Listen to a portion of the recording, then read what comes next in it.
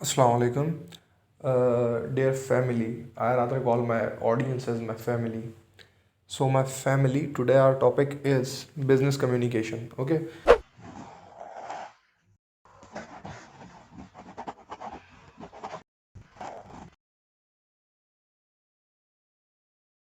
Well, uh, we are more focused on communication and mainly it is business. So, business communication that is mainly used in business. Though this communication can also be used in various other places, but our focus is going to be on business. So first of all, we need to know that what is communication. तो business communication में हमें ये जानने की ज़रूरत है कि communication होता क्या है। उसके बाद द प्रोसेस ऑफ कम्युनिकेशन, कि कम्युनिकेशन के प्रोसेस में क्या है, यानी कि कम्युनिकेशन के प्रोसेस में क्या क्या चीज़ें आती हैं, जिसमें नंबर 1 है सेंडर, नंबर 2 है मैसेज, नंबर 3 है मीडियम, नंबर 4 है रिसीवर एंड नंबर 5 है फीडबैक। तो कम्युनिकेशन एक बेसिकली डेफिनेशन क्या है, कम्युनिकेशन एक प्रोसेस है जिससे आप एक मैसेज को और इन्फॉर्मेशन को पास करते हैं टू द अदर पर्सन। अब कम्युनिकेशन जो है वो बहुत मुख्तलिफ तरह से हो सकता है। डेफिनेशन मैं आपको बता चुका हूँ, अब मैं आपको एक्सप्लेनेशन बताता हूँ इसकी। जिस तरह से एक बंदा बहुत सारे बंदों को या एक ही बंदे को अपना मैसेज पहुँचा रहा है, डेट इज़ कम्युनिकेशन। बहुत सारे बंदे मिलकर एक बंदे को मैसेज पहुँचा रहे हैं, डेट इज़ ऑल्सो कम्युनिकेशन। बहुत सारे बंदे मिलकर बहुत सारे बंदों को ही मैसेज पहुँचा रहे हैं, डेट इज़ ऑल्सो कम्युनिकेशन। अब इसकी एग्जांपल्स, जिस तरह लेबर यूनियन बिजनेस के किसी ऑनर को अपना कोई मैसेज पहुंचाना चाह रही है, तो बहुत सारे बंदे मिलकर अपना मैसेज पहुंचाना चाह रहे हैं एक बंदे को, कम्युनिकेशन इज़ हैपनिंग। एक ऑनर सारे एम्प्लॉयज़ को एक नोटिस भेजना चाह रहा है, that is communication. So these are the various types and forms communication. और अलग अलग किस्में होती हैं कम्युनिकेशन की, जैसे कि 1 way communication, 2 way communication. Communication के अलग अलग मीन्स होते हैं, जिस तरह यहाँ पे हम डिस्कस करेंगे कि मीडियम क्या है, हाउ मैसेज इज पास्ड। तो मीडियम अलग अलग होते हैं, जैसे कि कॉल हो गई, मैसेज हो गया, ईमेल हो गया और इस तरह के वेरियस थिंग्स।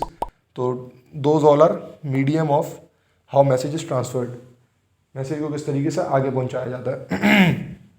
ये चीज़। तो द प्रोसेस ऑफ कम्युनिकेशन के अंदर सबसे पहले सेंडर आ जाता है। सेंडर वो बंदा है जो मैसेज इनिशियली क्रिएट कर रहा है, जो मैसेज सेंड कर रहा है वो बंदा सेंडर है, जो बंदा मैसेज भेजेगा। Number 2 is message. तो मैसेज वो इन्फॉर्मेशन है जो कि ट्रांसमिट की जा रही है, जो कि भेजी जा रही है। तो वो इन्फॉर्मेशन, जिस तरह के फॉर एग्जांपल एक नया प्रोजेक्ट वर्कर्स को होल्ड ऑन देना है, तो ऑनर जो है वो एक ईमेल भेजता है और वो सब एम्प्लॉयज़ को भेज रहा है।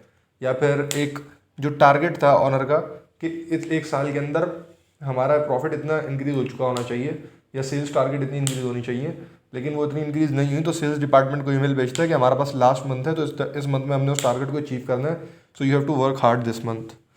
उसके बाद आ जाता है मीडियम। मीडियम में आपको पहले एक्सप्लेन कर चुका हूँ कि मीडियम अलग अलग वेज को कहते हैं जिनसे आप मैसेज को ट्रांसफॉर्म कर सकते हैं। पहले ज़माने में जिस तरह ख़त होते थे, अब मैसेज होते हैं, ईमेल होते हैं, फ़ोन कॉल्स होती हैं, फैक्स होता है, इस तरह के डिफरेंट मीन्स।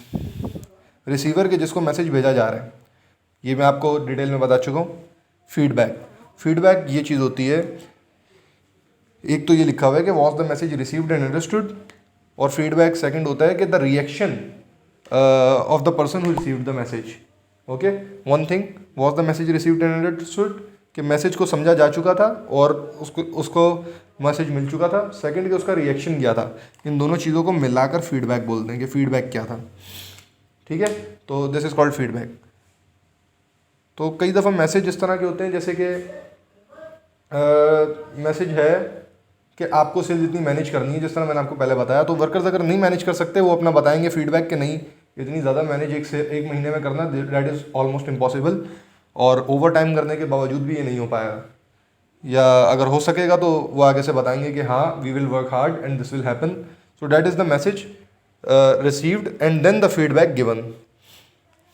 ओवरऑल मैं एग्जांपल्स दे चुका हूँ अपने टोटल और लेक्चर में अभी तक, लेकिन फिर भी मैं आपको एक एग्जांपल और दे देता हूँ जो कि केस स्टडी भी मानी जाएगी साथ ही। जिस तरह एक एडवर्टाइजमेंट की अगर हम एग्जांपल लें, तो उसके अंदर sender for example Coca Cola को मान लें। Coca Cola is the sender of the message, और मैसेज क्या है कि भाई Coca Cola have created a new drink for example minute made.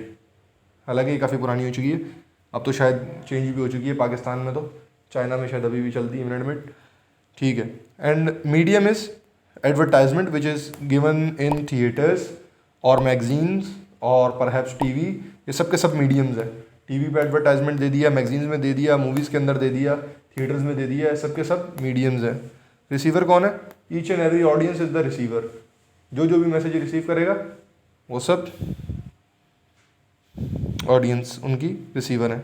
Feedback, अब कस्टमर्स जितने ज़्यादा उनकी डिमांड बढ़ जाएगी, they all are that is their feedback. For example अगर किसी की कोई डिमांड नहीं बढ़ रही तो there is no feedback at all. So this was business communication. I hope you enjoyed the lecture. अब मैं आपको वन वे और टू वे कम्युनिकेशन भी बाद में समझाऊंगा, और means of mediums of communication जो है वो भी मज़ीद डिटेल में बताऊंगा। Thank you. So I hope you enjoyed my lecture. So please like it, share it, subscribe it, comment it. मतलब नीचे जो जो भी बटन दिख रहे हैं ना वो सब दबा दो डिसलाइक के अलावा। और ये मैं आपके लिए एक और वीडियो बना रहा हूँ, ये भी आपकी खिदमत में जल्द इंशाल्लाह मैं पेश करता हूँ।